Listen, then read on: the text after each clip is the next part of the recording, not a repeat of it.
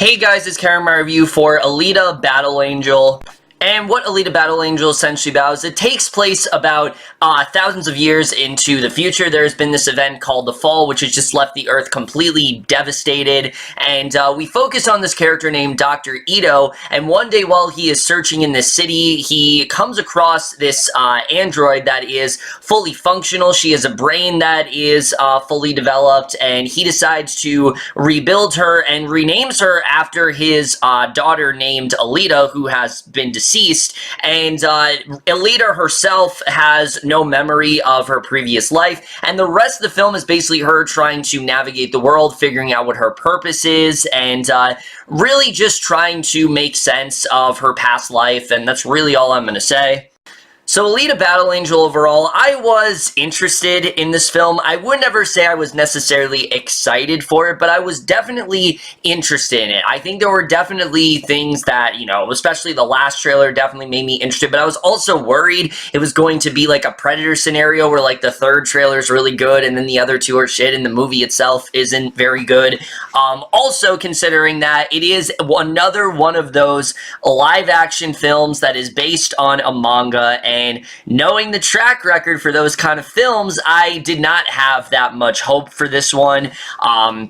Usually those films are pretty bad. They really don't turn out very good at all. I really didn't think this film would be any different.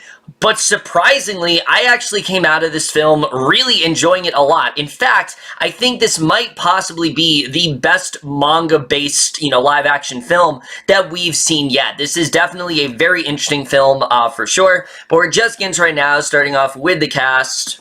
And maybe that's one of the reasons why I enjoyed this film as much as I did, because really this entire cast is on their A-game here. I really do think everyone gave a fantastic performance for sure. But absolutely, the person that carries this entire film is Rosa Salazar as a character of Alita. Now, sure, a lot of people have talked about, her eyes and things like that, and how they're too big, and, how it's hard to take her seriously. But honestly, Salazar does such a great job that she makes it very convincing. You really do get behind what Alita is doing. You really care about her character because, again, she's someone who doesn't really know her place in the world, and there is a, very certain expectation that people have out of her, and she, throughout the entire film, is trying to figure out, does she go by it, or does she try to deviate away from it, and I think she really did an incredible job. I will admit, when the movie started off, I was a little bit worried about her, but as the film went on, I thought she got incredible. I really do think that she is going to be a big star from here on out. I've always enjoyed her since the Maze Runner films, but I've never really thought much of her until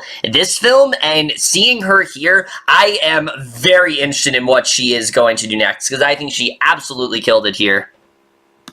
And then Christoph Waltz as well as Dr. Ito. I also really like this one. I was a little bit worried that he was going to be wasted, but he actually does have quite a lot to do here. I think he did a really good job in this film for sure. You can see that this is someone that really does care about Alita, even if he knows the dangers of what he's really doing. And the relationship that him and Alita developed was actually very sweet. I really did enjoy his presence in the film, and I think he did a very solid job here for sure, as he always does. And then the rest of the cast as well also is really great. Jennifer Connelly was in this movie more than I was expecting, and I thought she did a really good job. Mahershala is fantastic, as he always is, and he also was really great. Keean Johnson, let's talk about him. He is Alita's love interest in the film.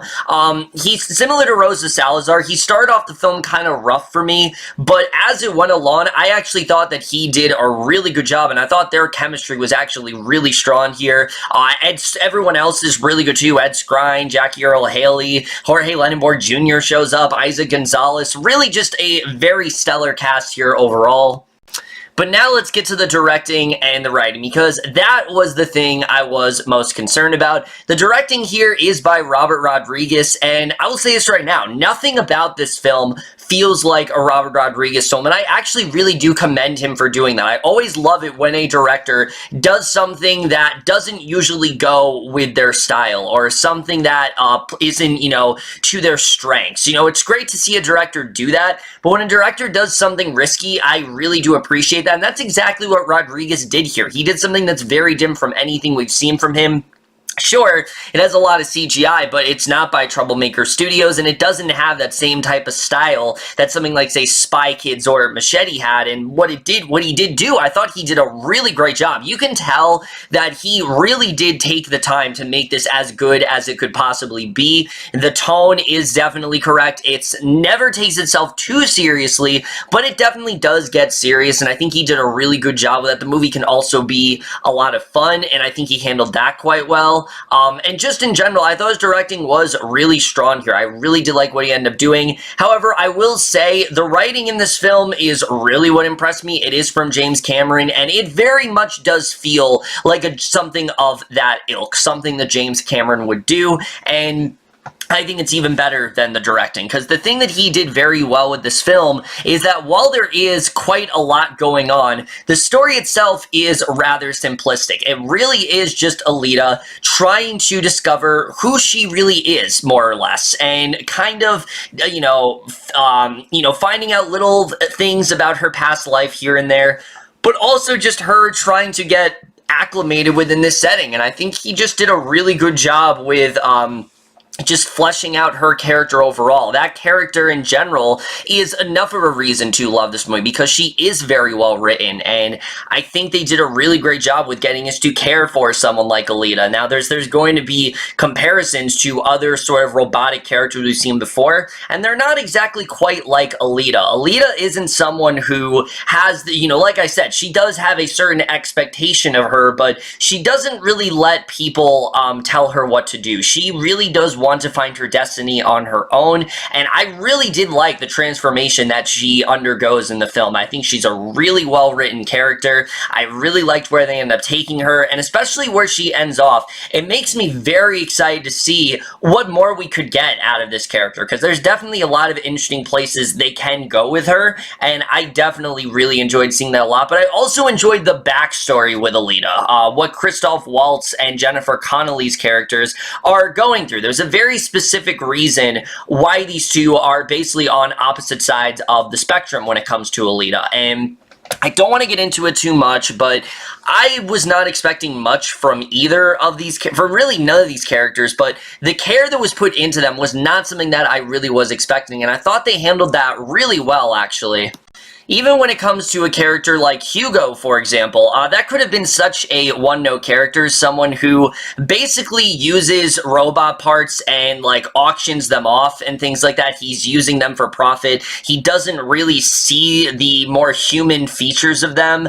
Where he ends up going as well, I thought was really good. I really like the storyline between him and Alita. I've heard a lot of people say it's the weakest point in the film, and I highly disagree. I actually thought these two were very interesting. I liked when we focused on them, where he ends up going. I wasn't really expecting, and I thought overall that was a really great story. Just a lot of these characters were very well written, for sure. The world building also is very strong here. I thought they did a very good job with setting up one of those stories where it's supposed to be, the upper city is called Zalem, and this is sort of like it's sort of like a place of comfort and a place of solace, and just the place that everyone hopes to be, but no one really is there. So I think they made a wise choice to actually not see Zalem in this film, see what Zalem looks like, because it just keeps the viewer, wondering, what could it possibly look like? How great could it possibly be? Because you're imagining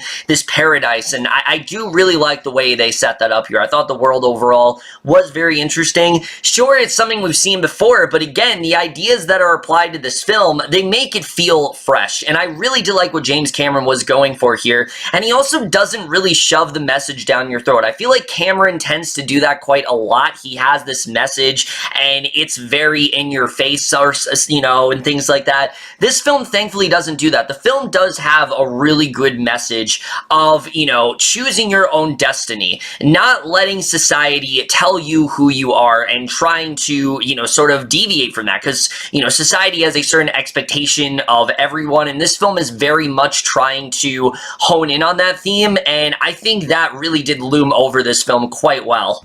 However, that's still not the standout thing in this movie. The thing to love about this movie and to marvel at is the cinematography here, which is otherworldly. I mean, the fact that most of this film, is in fact practical effects is baffling to me. I legitimately don't know how they pulled this off as well as they did, but it is masterful to look at, especially when it comes to the look of the cities and things like that, and the motorball sequences especially. It is just so well timed, and I'm not usually a huge supporter of 3D, but I saw this one in IMAX 3D, and honestly, I would absolutely recommend you guys to do that because it is another experience in that way. I think it just completely sucks you in, and it's just so well crafted. And even Alita's features, I know a lot of people were worried about her facial features and things like that. It actually works very organically with the world, especially when you see what all the other sort of character designs look like. It's very well implemented. And I thought they handled that very well here. Everything just feels very organic. Nothing feels like a special effect. Nothing feels like, oh, that doesn't look good. That doesn't fit in here. I really did think everything looked really great, and you can't usually say that for a film like this, and I was very happy that they were able to pull this off as well as they could. I mean, it is James Cameron, so I should expect nothing but masterful technique, but again, considering the types of films we usually get when it comes to anime live action films, there's definitely not a lot of confidence there, and the fact that they did pull it off as well as they did is very impressive to me. This is especially shown within the action scenes, which are so well timed and so fluid, and every single one of them is a standout. Especially if, like I said, if you're seeing it in IMAX, I mean, the aspect ratio expands and things get louder. There's stuff flying everywhere. It is so great to look at, and I loved virtually every action sequence in this movie. Pretty much had me on the edge of my seat. I think they were all very well filmed, and again, I can't praise the visual style enough in this movie. It is on another level, and I do think it is a big stepping stone for films of this nature for sure. The score as well, I really did enjoy a lot. It's very thrilling, it's very memorable, and I think it really does suck you into the film quite well. And the editing. I do think this film does drag on in a couple places for sure, but for the most part, I was really into it. I was surprised by how fast this film was really going for me. There really wasn't a low point. Again, there were some spots that dragged here and there, but overall, I was very much into this film for sure. Now, in regards to flaws, I don't have like a ton with this film, and I will say throughout most of this film, I was actually really loving it. I liked where they were taking things, and then the third act happens, and I think that's when things get a little messy, but even prior to that, my one biggest flaw was still there, and that is the villains in this film. Now, I'm not going to say these villains are bad, because I do think all of them, they definitely do have a very menacing type presence to them, and they all do stick out. The problem is they're basically all the same character, and it's mainly because of the way things go. There is this big spirit named Nova. He basically, he lives in Zalem, and he is kind of pulling the strings, so to speak. He's like the puppet master at work, and, a lot of these villains, he is controlling their every move, the things they say. So because of that, all of these villains really do bleed into one, and you really don't get to see a lot of them stick out and see, just understand who they really are and what their purpose is, aside from what Nova is telling them to do. And again, I did think some of them were really menacing, like Ed Skrein, I thought was really good here, Jackie Earle Haley and things like that. The best one for me was Mahershala, though. I really liked where his character was going. You could understand where he was coming from, but again, a lot of his role is being taken up by Nova. So it's hard to understand, where does he fit into things and where does Nova fit into things? Like, what actually is going on in Ali's character's mind? What's actually happening there? And I don't think they handled that quite as smoothly as they could have, unfortunately. And then, of course, the third act happens, and I did like this third act. I don't want to say it's like terrible or anything, but it is a bit messy. A lot does happen in the third act, and to me, I attributed it to the sense that they knew that there was a possibility that they might not get a sequel. So to me, it seemed like they were trying to cram every idea they could possibly think of into this first film, and that's not necessarily a bad idea, especially considering how these films turn out. I mean, box office-wise, it's just not a very good track record, so it is a sound sound idea. The problem is, it just felt like a little too much happened, particularly where they end up going with 2 characters in the film. It just didn't feel like it needed to happen yet. It felt like, okay, it's the first film, you know, let's flesh this out a little bit more. Let's see a little bit more of that. I will say, what they do leave this film on is really, really interesting, and I'm very interested in seeing where they end up going with it. Just for me, personally, I feel like they could have fleshed it out just a little bit more, and I would have felt just a little bit more into it. I will say, though, when it comes to Jennifer Connelly's character, that's something they did actually set up pretty well. A lot of people are complaining, oh, she's not in the movie enough. I'm actually happy about that, because the way they end things with her character, it makes you want to know where things are going to go, and it makes you interested in seeing where they can go with her in a sequel. And look, I'm usually someone who doesn't like when they just leave things open, but this is one of those films where there were things they were ending on. I'm like, all right, that is a good place to end if you want to do a sequel. But the way they wrap things up here, I just think they did a little too much too soon. But overall, Alita Battle Angel really did surprise me. I really went into this film not really expecting a whole lot, and I came out of it very pleasantly surprised with how well it did turn out, how well fleshed out these characters are, how much I was enjoying what I was seeing, how into the romance I was getting, how into the story I was getting, how good the world building was. The visuals, like I said, are just incredible to look at, and moving forward, this is a world that at the end of the day, I would want to see more of. I do want to see where they're going to go. And honestly, considering how most of these manga films turn out, I think that alone is enough of a reason to get you guys to see this movie. I think there's a lot to really enjoy here for sure. I do think the third act, like I said, it did hurt the film just a bit, but still, at the end of the day, I enjoyed this film a lot. I think it is way better than it had any right to be for sure, and I am definitely going to give Alita Battle Angel overall a B. But overall, guys, in my review of Alita Battle Angel, let me know what you guys saw this film overall, love your thoughts, and we'll see you guys in my next video, and we'll see you guys for that. Okay, bye.